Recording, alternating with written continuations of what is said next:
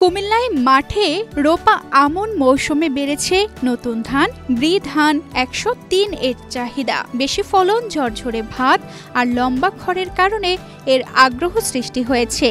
গত বছর যেখানে পুরো জেলায় চাষ হয়েছে ১০০ হেক্টর, বর্তমানে সেখানে ১০০০ হেক্টর ছড়িয়ে গেছে। এর মধ্যে ৬০০ হেক্টর চাষ হচ্ছে দেবিদ্বার উপজেলায়। উপজেলা কৃষি অফিসের তথ্য মতে অন্য ধান হেক্টরে ৬ টন ফলন হতো।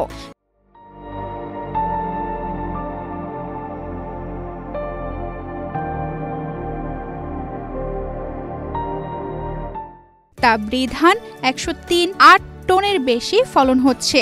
চাল সরু এই ধানের ভাত দীর্ঘ সময় ঝরঝরে থাকে, স্বাদেও ভালো।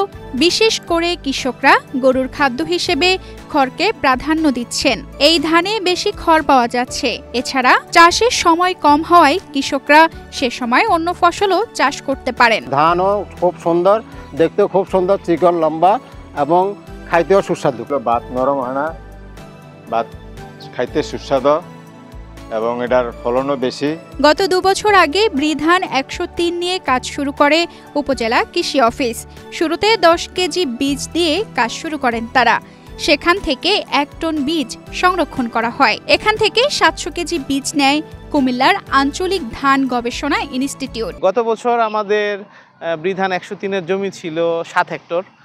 এবছর কৃষকের পর্যায়ে আমরা কৃষকদেরকে উদ্বুদ্ধ করি এবং আগে থেকে আমরা একটা ক্যাম্পেইন চালাই যে আমরা ৪৯, ৩২ বা আমাদের যে ৮০ ব্রি ধান ৮০ যে জাতগুলো আছে এগুলোর থেকে আমার ফলনে ভালো আগাম জাত, এবং এই ধানটা চাষ করে ধান কাটার পরে আগাম একটা রবি ফসল বা আগাম একটা অন্য কোনো একটা রবি শস্য করার সুযোগ আছে। ধান গবেষণা ইনস্টিটিউট কুমিল্লা আঞ্চলিক কার্যালয়ের প্রধান ডক্টর মোহাম্মদ ইখলাসুর রহমান বলেন, কৃষক বড় অর্থনীতিবিদ।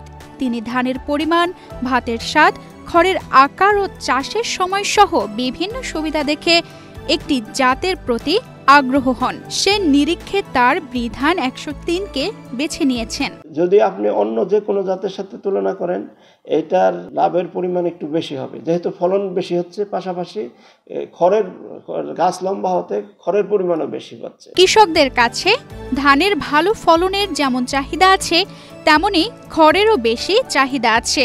বিভিন্ন দিক দিয়ে লাভ দেখে তারা ব্রি ধান ১০৩ চাষে আগ্রহী হয়েছেন।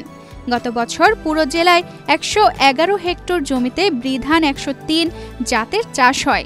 এবার তা ১০০০ হেক্টর ছড়িয়ে যাবে বলে আশা করেন আয়ুব মাহমুদ। আধুনিক জাতের মধ্যে ১০০ পরবর্তী যে ধানগুলো আছে, বিশেষ করে ১০৩, এটা খুবই জনপ্রিয় হচ্ছে। আমাদের গত বছর থেকে আমরা চাষাবাদ শুরু করলো। গত বছর আমাদের প্রায় ১১.৫ হেক্টরের মতো জমি রোপা আমন ধানে মৌসুমে ১০৩ জাত চাষ হয়েছে।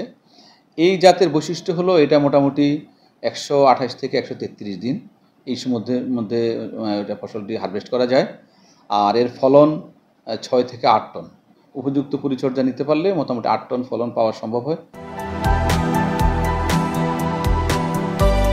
তানজিদা রহমান, ইনায়া, বাংলাদেশ প্রতিদিন।